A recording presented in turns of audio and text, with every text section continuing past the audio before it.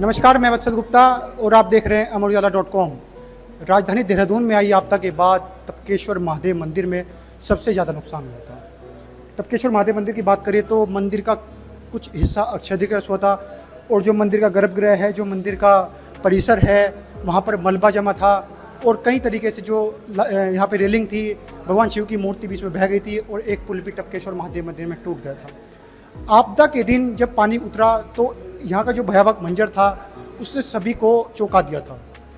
मंदिर में जिस दिन आपदा आई उस दिन जो यहाँ पुजारी थे, जो वहाँ पे दिगंबर थे, उन्होंने बहुत बामुश्किल तरीके से अपनी जान बचाई थी। लेकिन आपदा के बाद जब पानी उतरा तो टपकेश्वर महादेव मंदिर में सेवा दल, जो टपकेश्वर मंदिर का सेवा दल है, उन्होंने यहाँ पे जो उनकी जो मेहनत थी, जो उनकी भक्ति थी, वो साफ तरीके से दिखाई दी। और जो इस टपकेश्वर महादेव मंदिर में यहाँ तक मलबा था उसको पूरी तरह से हटाकर रात को ही यहाँ पे आरती शुरू कर दी थी। टपकेश्वर महादेव मंदिर की बात करें तो आपदा में कहीं कहीं फुट तक मलबा जमा था। बड़े बड़े पेड़, बड़े बड़े बोल्डर जो थे टपकेश्वर महादेव मंदिर को, उन्होंने नुकसान किया था। मंदिर की लिफ्ट से लेकर तमाम तरीके जो यहाँ पे परिसर निर्माण था वो सभी टूट चुका था। ये मंदिर का गर्भगृह है और आपदा के दिन केवल जो गर्भगृह की शिवलिंग है वहाँ तक पानी था, वहाँ तक मलबा जमा था, लेकिन गर्भगृह में कोई किसी प्रकार का नुकसान नहीं हुआ। बाहर मंदिर के परिसर के बाहर जो लगी जो भगवान शिव की मूर्ति थी वो बह चुकी थी।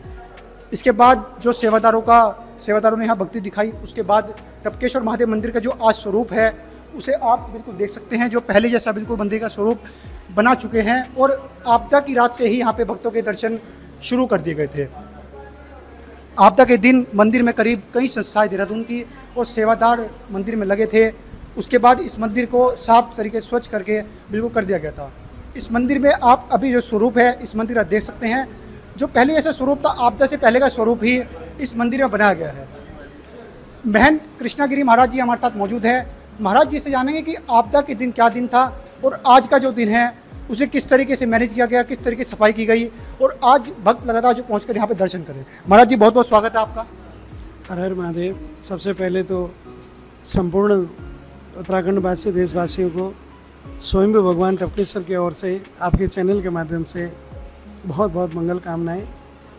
और ये माँ का नवरात्र का उपासना पर्व जो चल रहा है, भगवती त्रिपुर सुंदरी राज राजेश्वरी सबको कल्याण करे, सबके जीवन में परिवार में आनंद बनाए, यही मेरी मंगल कामनाएं। महाराज जी, देहरादून में आई आपदा, तमसा नदी का जो विकराल रूप था उसने टपकेश्वर महादेव मंदिर को काफ़ी नुकसान किया था।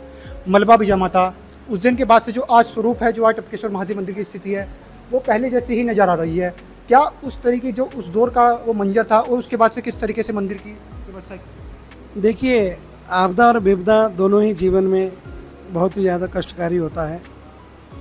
मंगलवार के आज पूरा हफ्ता भर हो गया। पिछला मंगल देहरादून के लिए कुछ क्षण के लिए बहुत संकट था, क्योंकि लगभग देहरादून में 5 से 6 जगह बादल का फटना, सहजदारा, माल देवता, कांडली गांव, अमुक जगह, और जो इस नदी का प्रवाह जा रहा है जहाँ से प्रारंभ होता है बीजापुर के नाल, उससे ऊपर जो बादल फटे किमाड़ी से, उसमें जल का इतना प्रवाह आया कि आश्रम की सारी व्यवस्था, आश्रम की पूजा पाठ थोड़ा विलम्ब हुआ।